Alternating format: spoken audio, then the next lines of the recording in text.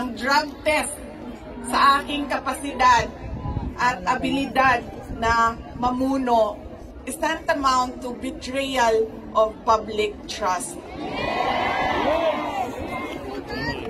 Dahil kailangan malaman ng taong bayan na nasa ayos ang iyong decision making.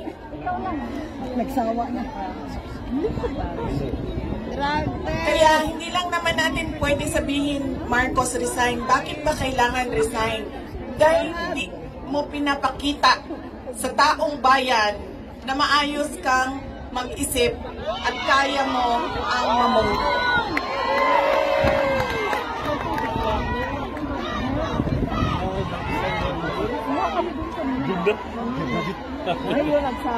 Madaming mga tanong na nasa loob na ng korte.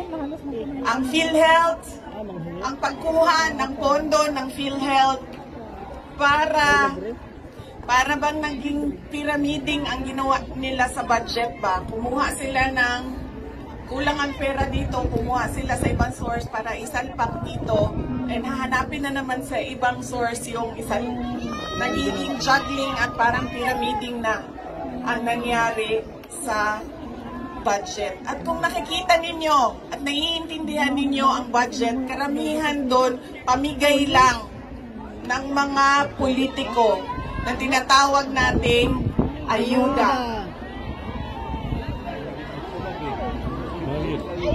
Yung ninakaw, binayad sa ICC. Tumakbo kami sa plataforma ng unity at continuity. Continuity, binayad kay Anyo. na doon ang big ticket projects o mga build projects ni Pangulo. 500 billion. Pero sigurado yun, may bayad talaga yung ngayon lahat ng kongresista tigwa 100 million.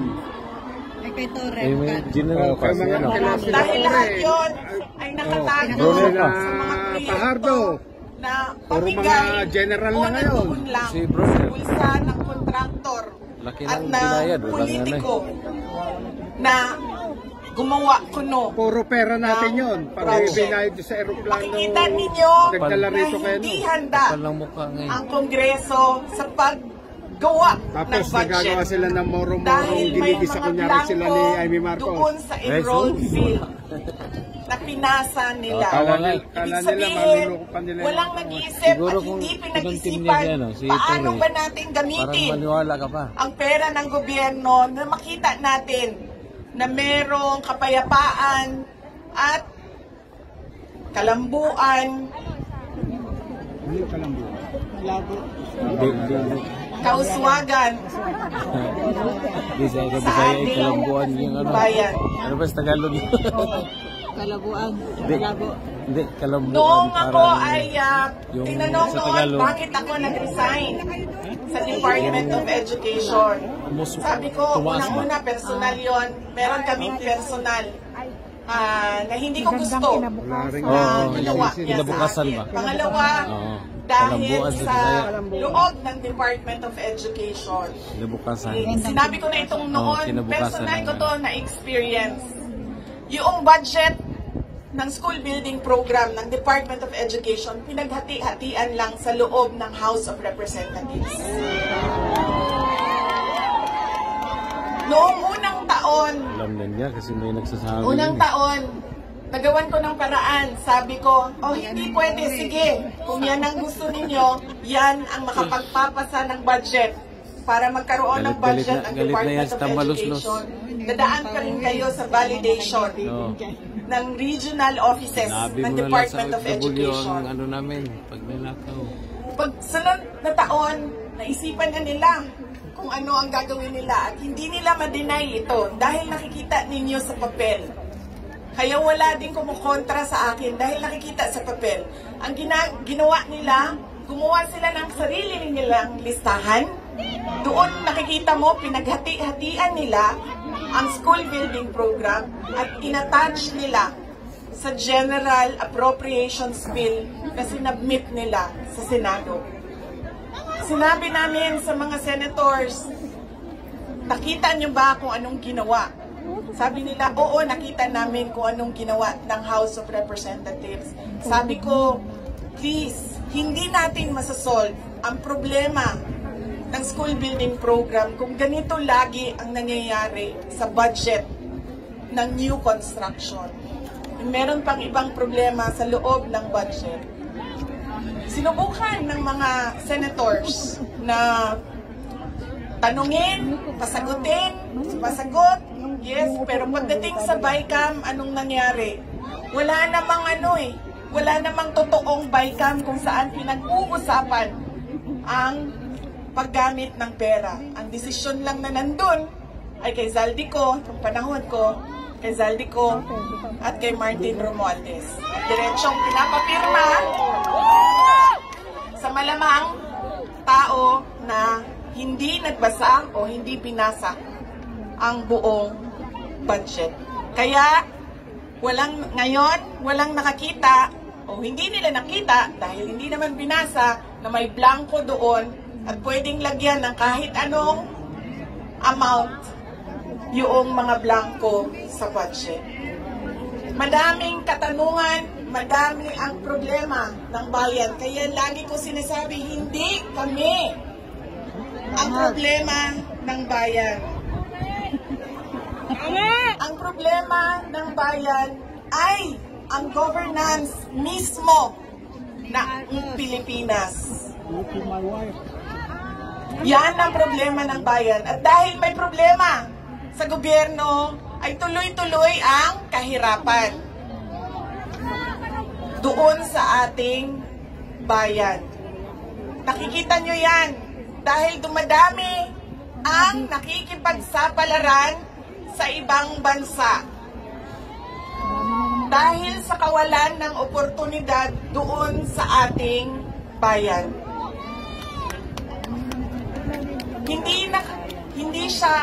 We should not be proud that we are exporting our countrymen, our workforce abroad. Dahil, wow, ang daming dollars na pumapasok sa Pilipinas dahil sa padala. Hindi yan siya nakakatuwa. Dahil ang isang bansa, dapat meron siyang oportunidad na binibigay sa kanyang mamamayan. Hindi lang yan. Decent housing, peace and order, quality healthcare. Nakikita nyo yan dito sa mga bansa kung nasaan kayo. At kaya kayo nandito dahil hindi nyo yan nakikita doon. And apparently, tayo lang yung nakakakita, yung nakaupo doon, hindi nila nakikita.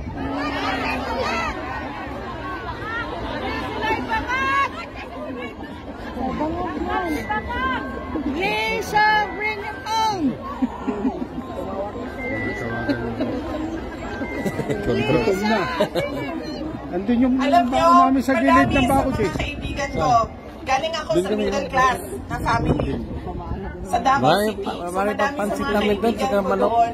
Hindi naman, meron naman silang mga negosyo, meron naman silang pinagkakakitaan, may mga trabaho.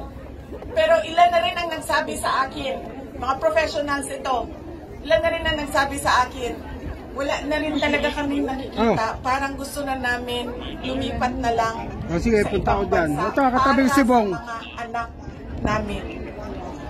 Scaris. Sige. Ano, kanta? Kaya sinasabi ko lagi yung nagsasabi sa akin, tumakbo ka sa 2028. I don't think we will have a country by 2028. Yes.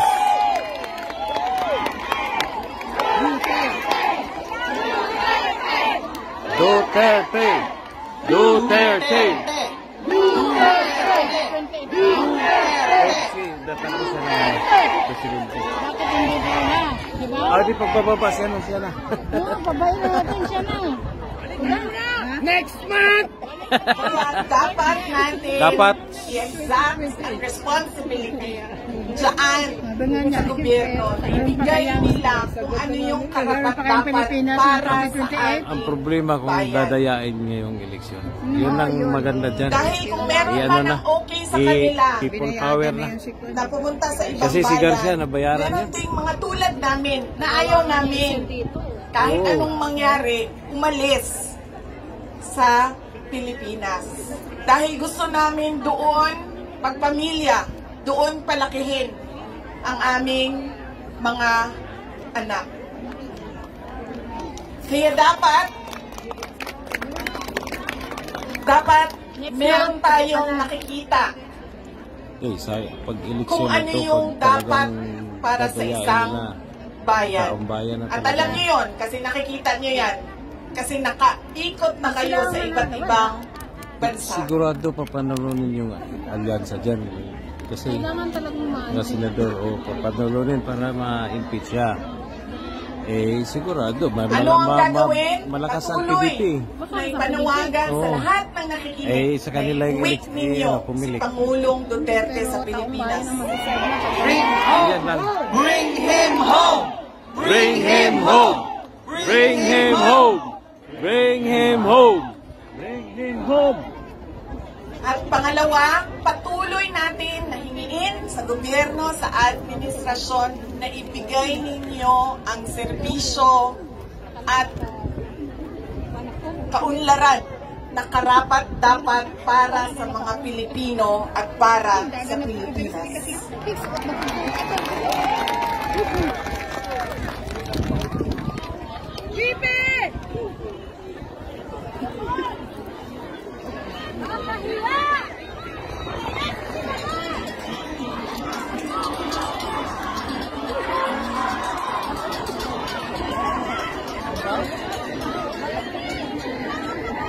Sa kagahil, isa ako ang bagtak din ni Ma'am, naging ko karan. Nagpugok yung po Ma'am, nabili ko mahulog.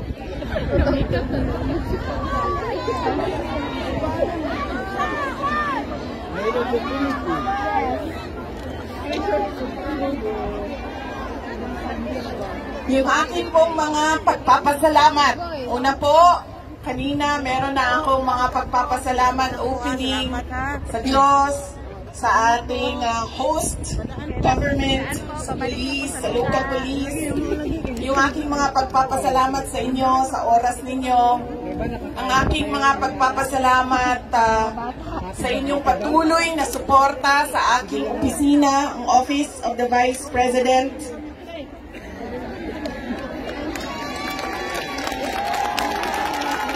Inday Sara Duterte! Inday Sara Duterte!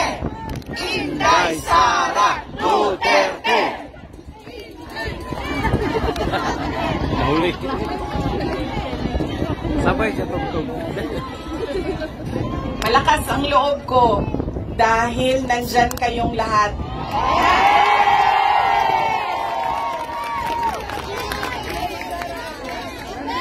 Kanina, noong papasok ako dito, marami ang nagsabi, be strong, be courageous. I am only as strong as you are. Kung nakikita ko, sobrang lakas ninyo at sobrang lakas ng pagmamahal ninyo sa bayan.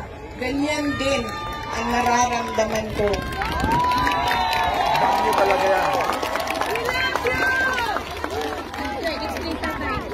Ang pagpapasalamat ng aming pamilya, ang pamilya Duterte, dako kayo miibutang ang kabubudon kaninyong tanan.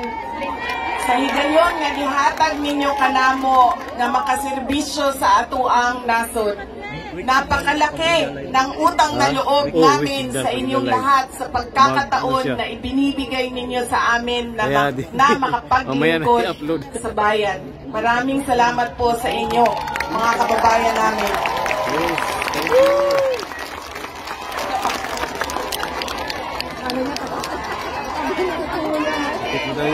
Duterte! Duterte! Duterte! Duterte! Huwag ninyong kalimutan, I Ayaw ninyong kalimti ang kausa. Huwag ninyong kalimutan ang laban. What is our cause? Our cause is for our country. Ang laban na ito ay para sa bayan. Mga kababayan, ang lahat ng ginagawa natin ay para sa Diyos, sa bayan, at sa bawat pamilyang Pilipino. Duterte! Duterte! Duterte! Duterte! In behalf of the Filipino migrant, ma'am, salamat po. Malaki po ang pagpunta nyo dito. It's an inspiration for all of us. Am I right? Yes! Kantahan natin si Tatay Digong ng Happy Birthday with Ma'am Sara. Okay? 1, 2, ready, go. Happy birthday to you. Happy birthday to you. Happy birthday, Tatay Digong. Happy birthday to you. One more. Happy birthday to you. Happy birthday to you. Happy birthday, Tatay Digong. Happy birthday to you. Tatay Digong, we love you.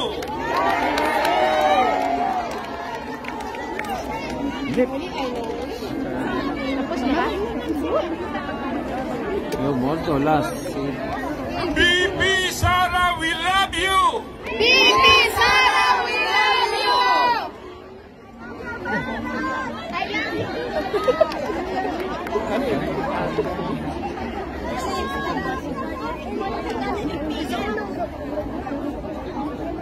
So ready for... Uuwi tayo lahat.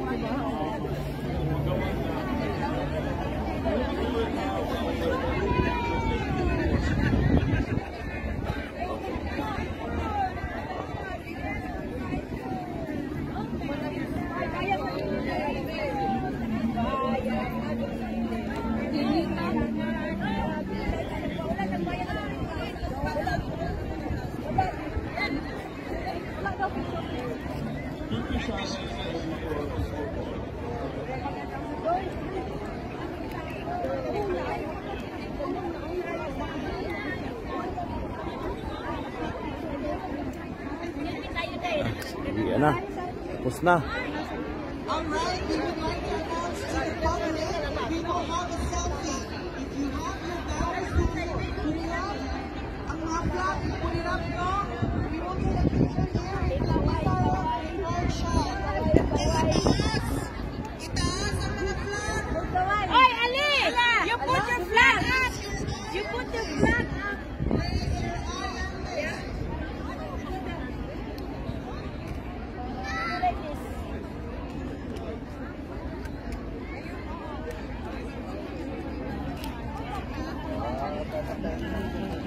Asa vlog na to? Wala. Buwan ng brief, kaway-kaway.